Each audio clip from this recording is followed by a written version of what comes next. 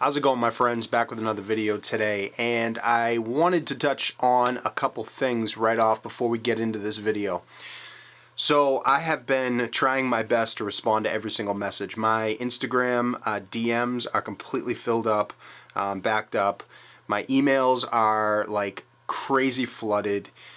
Facebook, both pages, my business page and the Monochrome Memoirs Facebook page, it's just everything is going crazy, and the emails are starting to get like too unmanageable. I've been trying to respond to comments like right off the bat on the videos, but things are just getting out of control with the communication, guys. So I believe Dwayne, I believe that you wrote a suggestion about this, and I looked into it, and I have started a Discord group.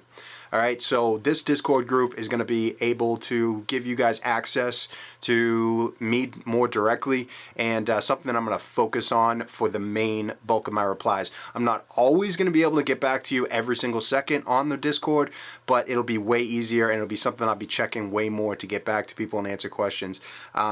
You know, I have shoots during the day and weddings and things like that and stuff I'm doing. If I'm driving, I'm really trying not to text.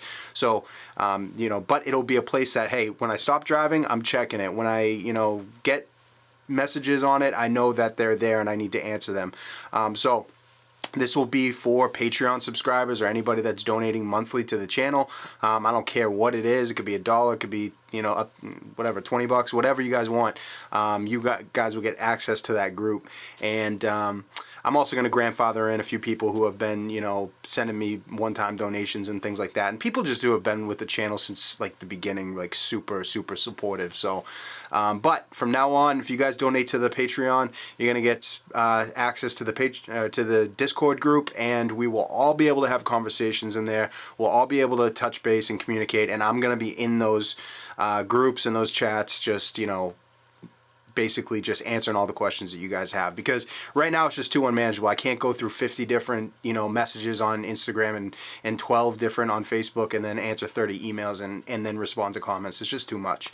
But these are good problems to have, because this means the community is growing. You guys are listening. I'm getting, you know, I'm still getting a certain amount of people that tell me I'm an idiot for the stuff that I post, and bring it on, man. I really love when I get the hate from that small vocal minority, because if you don't have enemies, that means that you have no message and you're not standing for anything. And if there's anything, you know, love me or hate me, I'm a principled guy. So let's get into the video. I've been pumping out daily content for like the last few weeks, pretty much. I don't know what's up with me right now, but I'm on like a inspirational tear right now. I don't know how long this is going to last, but if I wake up, I got something to say, I'm going to put it on video if I think it's going to help you guys. So I just wanted to go over and clear the air with some things, some lies that I see that are pervasive, and they kind of permeate the photography community in certain ways. I'm not referring to anybody who says this stuff specifically, you know, or any camera company. You guys could probably figure this out on your own. But I like to talk about this stuff because ultimately these are the types of things that if we get them straightened out, it's going to make you guys get out there, and me too, get out there and produce more photos and just forget about all the crap that's trying to be put in our brains every single day, right? So the first thing is, your camera, they're telling you, these are the lies that they say. The first one is your camera defines you. Who you are, your brand makes you the type of person or type of photographer that you are. You know, the one of the biggest things that sparked this as number one is, you know, Leica brand is like the perfect example of this. You know, if you look at all their branding and their marketing, it's like, you know, very like elegant design, pulling it out of a super expensive bag, you know, just super high price stuff that like is just targeted towards the people who really want, and you know, it doesn't go for every Leica user, but even if you are like a user, this might piss you off, but you know exactly what I'm talking about. They want to be in that range that tells you, hey, if you get that red dot on your camera, that means you are somebody, and this is the type of photographer that you are. You know, it's the same with like Fuji and stuff. Like, you know, Fuji wants to go after like an artistic style, like, you know, putting certain film presets and like a really trendy retro throwback design.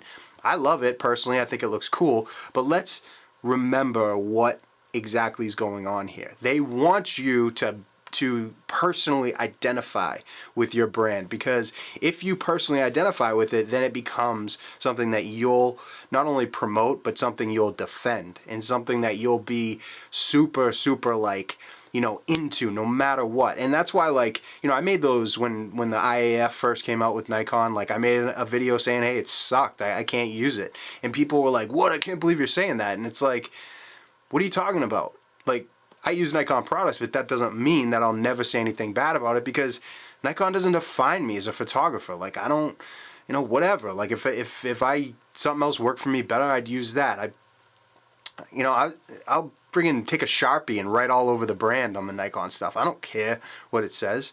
And there's nothing wrong with, like, kind of feeling good about what you have on you. But let's recognize that there's an active force trying to tell you that the gear that you have, the electronics that you're carrying, the bag that you use, that defines you as a person. And that, I feel like you can get swept up in it. And all of a sudden, like, you're spending money and you're like going to places and conversations that you never thought you would go before, because you're just identifying with something or a product. So that's a lie, number one. Number two is that likes tell you how good your image actually is.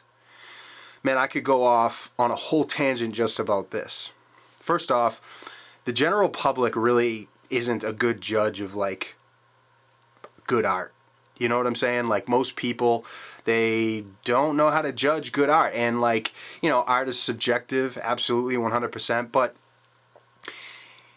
the amount of likes that you get on a photograph is so detached from how good the photo is. I mean, there's so many things that can make somebody like something and, act like something's great when it's not. I mean, I see Instagram's a perfect example. I see so many unbelievable photographers and so many good images that get, like, less than 10 likes on a photo because they're just not known, or they don't have some type of, like, brand behind. Like, my Instagram, I'm starting to get all these followers because people are coming over from YouTube to my Instagram, and I don't think it's because I'm like some cutting edge, unbelievable photographer. I mean, it's because, like, people are aware of my stuff now more, and just because I got more likes on a photo doesn't mean that photo automatically was better than it ever was. There's people out there that are way better, producing better images than me, better wedding photography, better images in general, that get less likes. So do not get caught in that trap, guys, of thinking that, hey, if I don't have likes on my photos, that means I suck as a photographer. Do not listen to that. Get that out of your head, because that is so not true. Don't use the amount of attention that you get on something to judge whether or not it's good or not, because that's not what it is. You can create something that's unbelievable and that has purpose, meaning, can very, easily connect with your clients. People, shed a tear when they see it, but then you put it online and it really gets no attention. Don't take that stuff personally, because photography is not connected to the amount of likes you get or the quality of the photography. Number three is you can't make a living with photography. It's a lie. Straight up, I'm here to tell you it's a lie, because I'm proof. Nowadays, yeah, there's a lot more photographers out there, but there's not a lot of good photographers. There's not. There's a lot of people who know how to work cameras, that have relied on the newest technology and just go out there and shoot and produce things. But if you're a good photographer, you've really put work into your craft, and I say this all the time, if you focus, too many people want to go out and conquer the world right off the bat. If you focus on your inner circle, the very small people around you that you know, and make concentric circles, build out from there in your community, you will make money as a photographer. Now, there are a lot of things that people are doing for free now, like models and portraits, and some of the stuff for Instagram. Okay, yeah, that stuff is you're not gonna, you have a very lower chance of getting hired, as a Vogue model photographer, than you did back in the 80s. or a National Geographic travel photographer, but there's plenty of people that need to pay for content. The internet is obviously pervasive. It's the biggest thing in the world, so people need content out there for their brands and their personal stuff. You can do it, but you have to have a business mind also.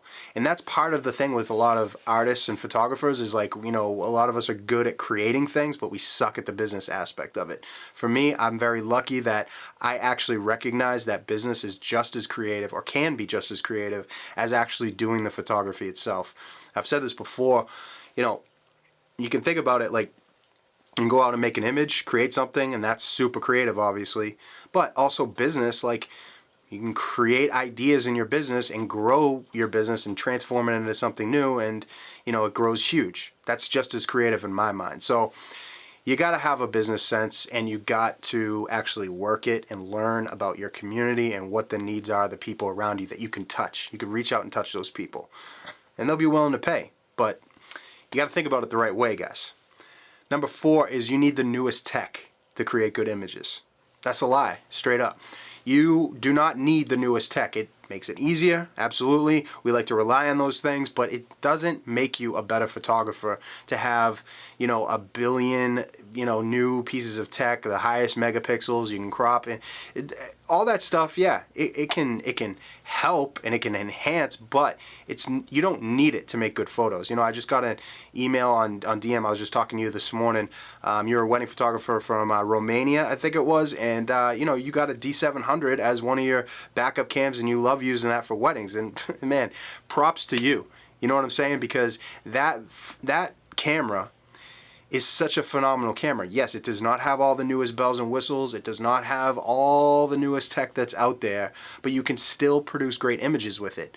It might be more work. You have to put in more work to actually learn it and make sure it's an extension of your body, and you know how to work that thing, you know, second nature. You could do it in your sleep, but you can produce unbelievable images with it. You can handle whole weddings, you can handle portrait shoots, you can handle whatever doing it, but you just have to learn it. People want to flip on the camera and then just does everything for them. They don't want to learn it.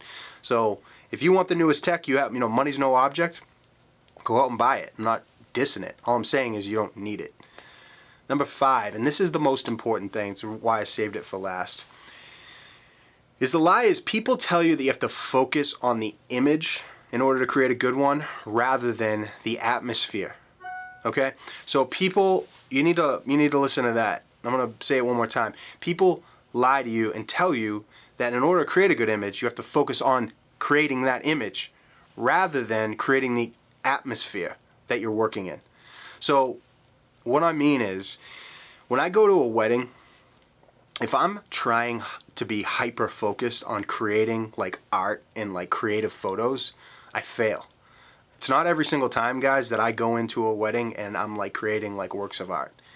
But I know that if I'm hyper focused on, I need to create something creative.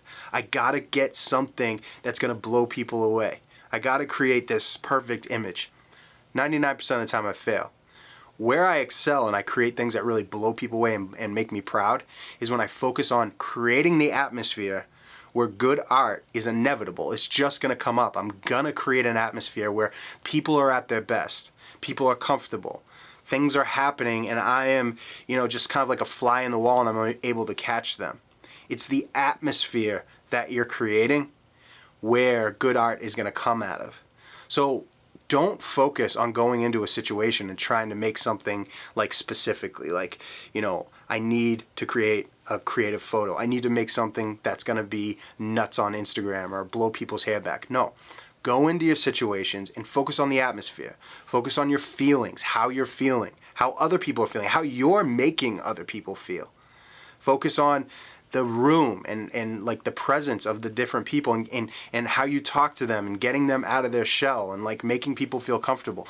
Those are the atmospheres that are going to make art just like inevitable. It's like sometimes I'll go to a wedding and the vibes are so good that like every photo I take or every scenario I'm getting like these banger photos out of, and like I'm like, holy crap. And it's like I don't even have to think about it. It's because I'm working on the atmosphere that those good images arise. I really hope that this was helpful to you guys today. Like I said, crazy content coming out pretty much every day. And a lot of new subscribers on the channel, so I appreciate every one of you guys. So, if this helped and you guys appreciate the video, just let me know, drop in the comments, and hope to see you guys on Discord, chatting it up and talking about photography. Till the next video, guys.